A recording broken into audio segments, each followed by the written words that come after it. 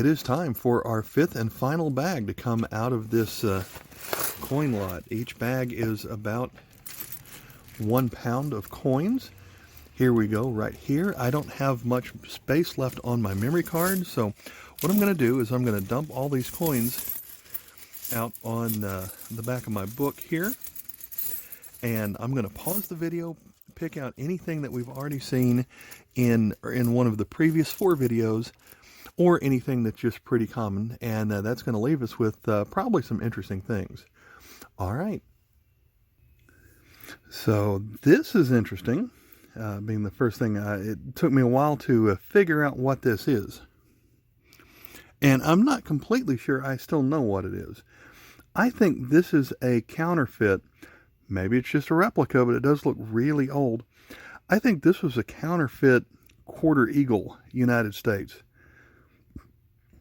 At first I thought maybe this was a dime that just had some interesting toning, but it kind of has the look of silver, but it also looks like it was spray painted with gold or dipped in gold at one point. And you can kind of see a little bit of gold coloring on some of the deep pits of the area here, but we've got kind of the Liberty Head side over here. And the eagle design that was used back in these days, I feel like I saw the first thing I saw was the word United right here, and I thought, do I have something special? Well, it might be a little bit special, but probably not that special. I saw the number 2, and then I realized that this meant $2.50 right here, which is the denomination of the U.S. quarter eagle. So that's interesting. It'd be nice if it's at least made out of silver, so there was some value here. You can even see some reading that was on this. So definitely a fake gold coin that is so well worn that you can definitely tell that it's no longer a gold coin. So that was the first thing that I found that was of note out of this particular lot. Next thing, we have a Kenya 10 cents from 1971. Honoring the first president of Kenya, Mzee Jomo Kenyatta. Next this is the design from modern coins from Sri Lanka. 1975, 25 cents.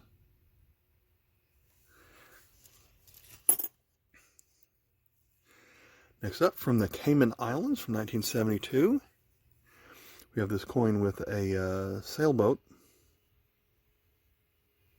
some sailing ship on here. Next we have a small coin from Hong Kong, Queen Elizabeth on this side.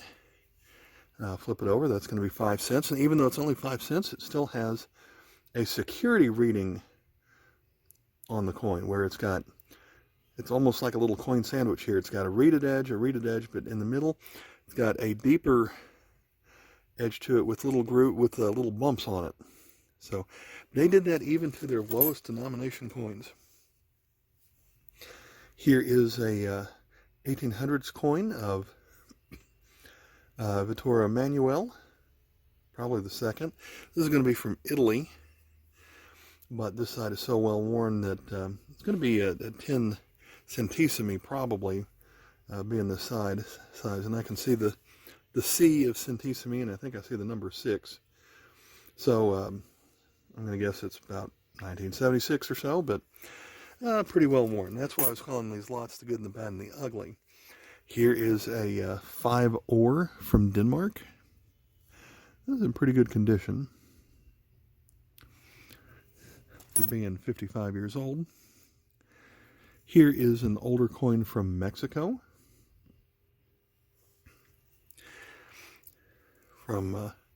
They used this design for 20 or 30 years. This is the 1 centavo, 1946. This is going to be 25 centimes from 1963.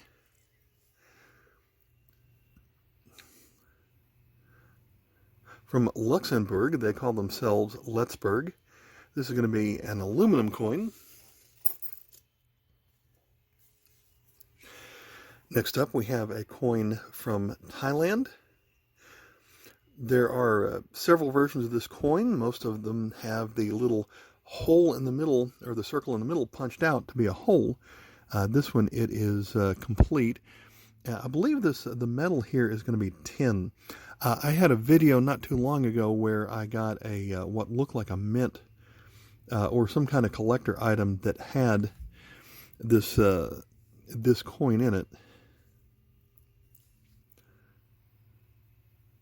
So metal that you don't see used too often in coins, and this one, I think they kept the date of 1940s on all these. It's hard for me to figure out Thai dates on their coins, but they printed it throughout up to the 70s. Next we have a coin from Belgium. This coin unfortunately does have a little bit of tape residue on it. This is going to be a 1 franc coin, and newer coins from Belgium have either Belgie or Belgique on them, where there are two different versions of the coin. Well, before World War before World War II, they still had two different versions of the coin. It was just which spelling of the country was listed first. So you'd have Belgie Belgique, and then the other version of the coin had Belgique Belgie. So this is going to be a 1 franc coin from 1939. Not silver. And I had this coin, but in worse than fine condition. So this will be at least an upgrade to my collection. We're going to finish off with a coin from Egypt. This is during the days of King Farouk. This coin has a date of 1938. It's a 10 millimes coin. Also has the Arabic date of 1357. It's going to be KM 364. It is not silver. I wish it was. It's tin. It is copper nickel. I am a little bit disappointed because in the last video I had a couple of really nice silver coins, and in this lot only one not very worthwhile silver coin, unless I missed something. And so this last bag probably wasn't the best one to end on, but that's just what happens when you don't look at it first. Probably the best things I thought were in the first bag, but thinking of everything that we got in these 5 bags, there were 3 or 4 India princely state coins, which are going to take a while for me to research. 1 ancient coin, 2 nice coins from Rhodesia when they were converting their currency in about 1964. Got my first coin from Equatorial Guinea. Every time I find a country that's new to my collection, that's really tough for me to do these days. So every time I find that, it's great. There were a couple of German not guild coins. So a lot of interesting things to show up in this lot. And of course, a lot of common coins that I skipped over, especially in these last 2 videos. Well, I hope you enjoyed this. These 5 videos. Here at the end, I'm going to link to my called the CMID-TN Foreign Coin Showcase playlist, where I go through all sorts of different things. All in all, I think I mentioned earlier that these bags were less than $10 per bag, closer to about 8 to 9 on here. So I definitely think it was worth it for the unusual things that I picked up, and even the things that I had would make for some good trade value on here.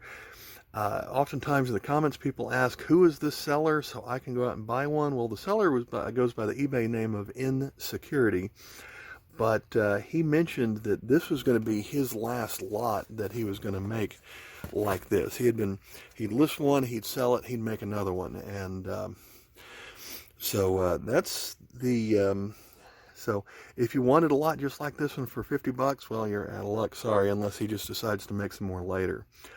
All right, thanks for watching. Bye.